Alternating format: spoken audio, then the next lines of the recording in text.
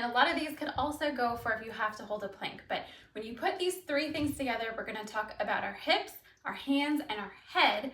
And together, that's gonna help you get stronger at push-ups faster, and you might even find that they're a little bit easier. I'm not gonna say they're easy, but they should feel a little bit easier because you're going to be able to access the right muscles to do the job, the big muscles, and get more work out of your core. So a lot of things go into a push-up, and things develop at different levels and different speeds. So together, eventually, if you stick around with this, keep practicing, you're definitely gonna see a huge improvement in your push-ups. You may still not end up loving them. I know I don't, but you can get through them in a good way that doesn't cause injury and really helps add a lot to your workout. So let's start with our head position first, because that is probably the easiest one to get through. Whether you're on the floor or on an incline, you want your head to be in line with your spine. So what that means is you're not gonna be looking up like that. If you were doing push-up, you knew you wouldn't do that. But a lot of times people will end up looking back at their feet when they do their push-up. They'll do this, or they'll go down really good looking at the ground, but then they look at their feet to get up, trying to use muscles in your neck to cheat. So just make sure that you keep your head in line with your spine. The other thing that people will do is they'll go down here and then their head will keep going. So they lower and then I call it pecking the ground. Don't peck the ground like you're a chicken. Just hold your head still. That'll take some practice and maybe even a little video recording or doing it in front of a mirror or with a spotter to get the hang of. But you'll start to know if you're dropping your head because you'll be looking backwards. And if you find that you're moving around a lot with your head or feeling like you're using your neck, that's a good sign you're using your head and pecking. Next up, let's talk about hands, because this is going to affect a couple things, but it's also the trickiest. So the best way to find where your hands should go is lay on the floor first and put your hands just to the outside of your shoulders, right at your shoulders. So not up here, not down there, right at shoulder height. And then take your index finger and point that forwards. And what that's gonna do is it's gonna keep your hands from, instead of going like this, to doing this, which is gonna enable your elbows to point backwards in an arrow versus like a T. When we have our elbows pointing back behind us like an arrow, we get a lot more big muscle recruitment to do the job of the push-ups instead of the tiny little muscles in our neck and shoulders, which make push-ups even harder because they're tiny little muscles. We wanna use the big muscles in our serratus anterior, your pectorals, a little bit of shoulder, neck, tricep as well. But that only happens if we have our hands set up properly. So again, lay on the floor the first time, or even if you're on an incline, put your hands just outside your shoulders, at your shoulders. Point your fingers forward so that'll spin your elbows back a little bit, and then do your push-up from there. Okay? Right away, you should feel like you can get a lot more muscles working from there. Next thing with the hands is we have to get up, and imagine you're drawing a straight line from your shoulders to the floor. So like straight line down.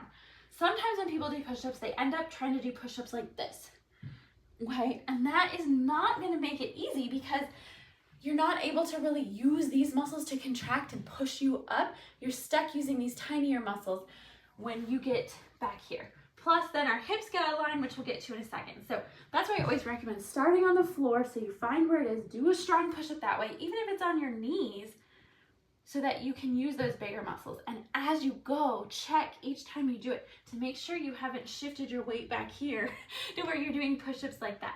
Keep it right over your shoulders or right underneath your shoulders versus letting those hips slide back. That will definitely go a long way in helping. Last thing we need to talk about is the hips. So a couple things commonly happen with push-ups. The hips either stay too high, and we push up like this, so really nothing is happening with the hips. We're not keeping our body and moving it up and down, imagining that our toes are connected to our shoulders, which is what we want to do. Or if you're on your knees, that your knees are connected to your shoulders. You want everything in a good push-up to move together. So hips go down, shoulders go down, and they all come up together. Sometimes we get just this, and then sometimes we get this. Right? And I exaggerated those a little bit just so you can see the difference between moving as like a whole and worming or piking or tenting, if you want to call it that way. And those may be where you need to start right now, but that's not where we want to stay, because you're going to get more out of the push-ups when you do it properly, but it can take some time to build up to that. So just be careful that you've got your hips moving with your whole body in as straight a line as possible, and another tip on that coming soon. But then also make sure that you're not arching your low back, because that can be one quick way to get your core to turn on and help hold your body still when you're doing push-ups.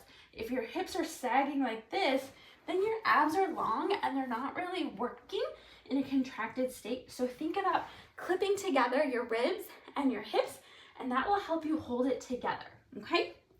So last couple of things of putting it all together, breathing as well as stair-stepping your way up to a full push-up, okay? Because I think everyone can always improve at push-ups.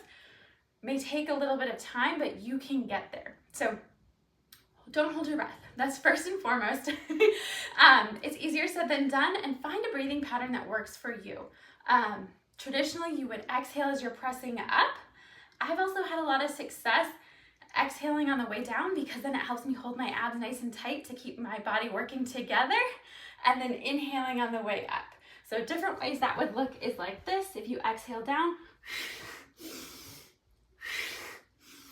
or you could inhale down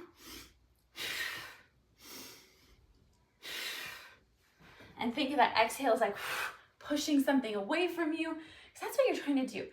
You're trying to push your body up, but you're thinking about it like pushing the ground down.